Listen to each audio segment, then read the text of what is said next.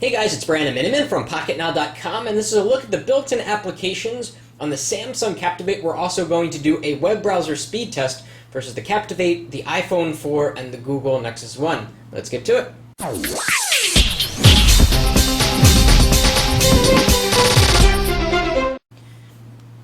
Okay, so we'll unlock the device, and I already talked about the home screen setup and the unlock screen. I'll put a link up on the video in case you missed that. Let's dive into some of these applications.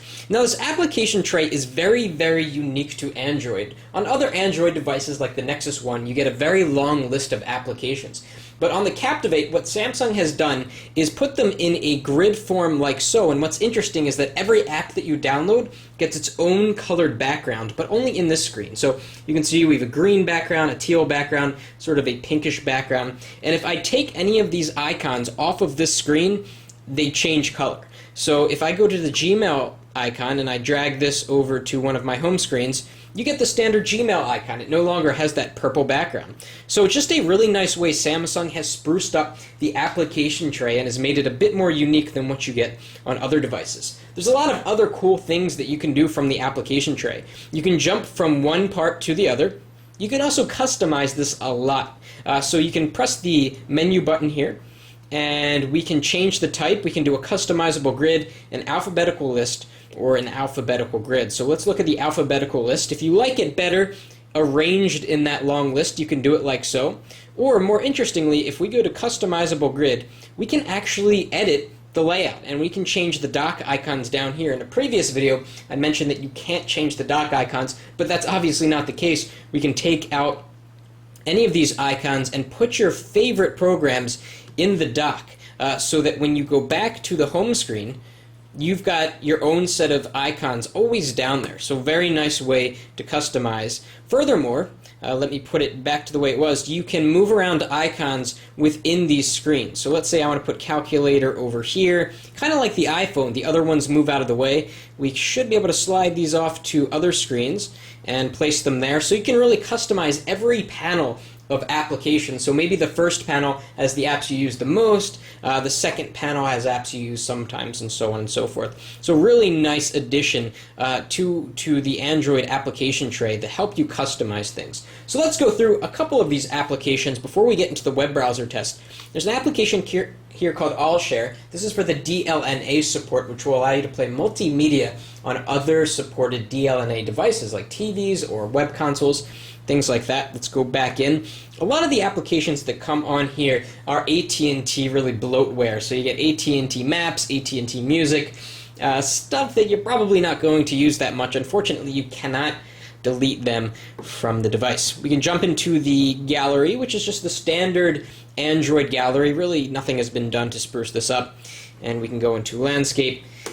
This comes right out of the Nexus 1, so we can see photos, we can flip, and it's got a good level of multi-touch sensitivity, so we can do that. Very smooth, looks good. We'll talk more about photo and video quality in the upcoming review on PocketNow.com.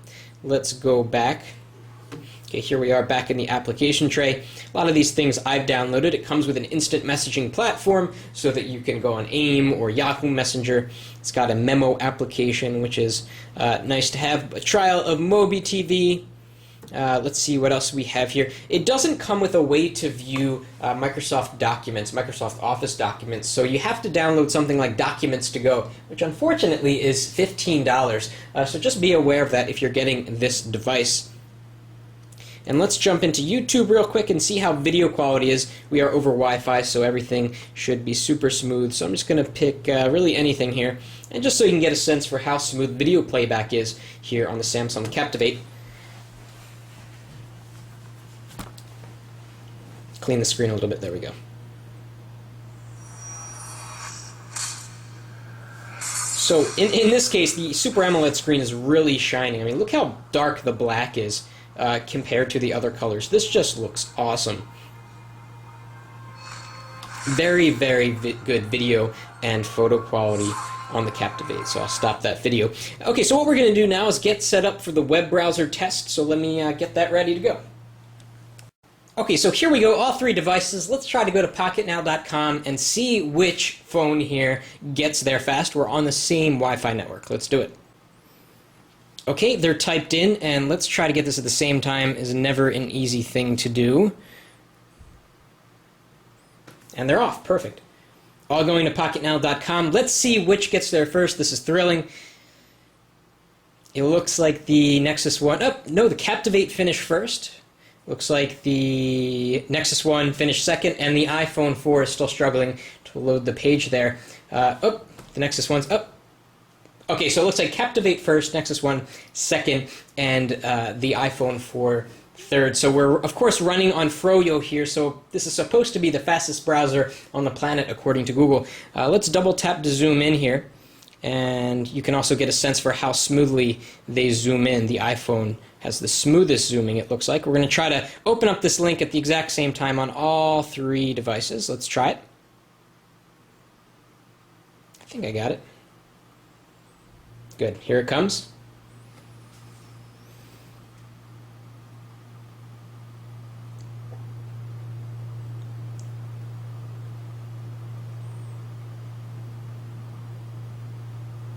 Okay, so the Nexus One finished first. It's living up to its claim as the fastest browser. Captivate second, and then the iPhone 4 keeps coming in last. Let's take a look at scrolling, see how they go down the page. Captivate just went to sleep. Wake up. There we go. So Nexus One scrolling. Okay. Captivate scrolling. Seems a little bit smoother. iPhone 4, probably the most smooth. Let's check screen rotation speed on this particular page before we do another speed test. Okay, Captivate was faster there.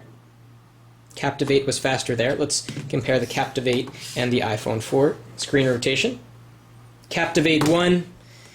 So it looks like the Captivate is definitely rotating screen a lot faster than these other devices. Let's jump to another website. This time we're going to go to Engadget on all three of these phones and see which gets there first. Okay, so I'm going to try to press these go buttons at the same time. Go, and they're off. Engadget.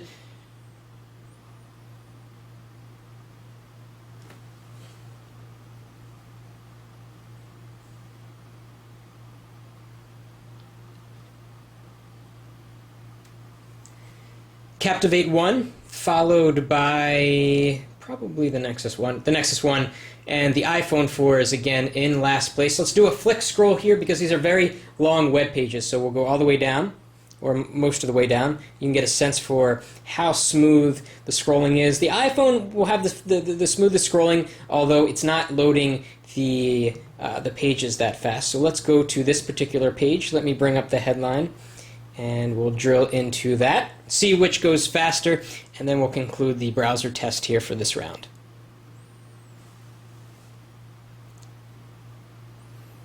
Alright, and they're loading, and Nexus One first, followed by the Captivate, followed by the iPhone 4. So it looks like overall, the Captivate and the Nexus One are beating the iPhone 4 every time, although it's really back and forth between these two devices. Definitely very, very fast and capable devices here. We've got the Froyo web browser supported by the Snapdragon processor, and the Android 2.1 browser supported by the Hummingbird. But the Captivate, that's the subject of this video, is definitely a very, very capable internet browsing machine. It does a great job with scrolling and panning, and definitely loading the pages. So Samsung did a great job at making the Captivate into a really fantastic web browsing machine. And something else that's pretty unique is that up here in the address bar, if a site has RSS and you tap on it, it will actually open up the RSS application. Pretty unique, something that really only desktop browsers do, but Samsung is bringing it to the mobile phone. So that was a look at the software on the Samsung Captivate. We've got some good offerings. I really like how the programs are arranged in this nice grid with a common color background, and it's also great to see that the Captivate can handle the web so capably. Be sure to check pocketnow.com for the full review and give the video a thumbs up if you liked it. Thanks for watching.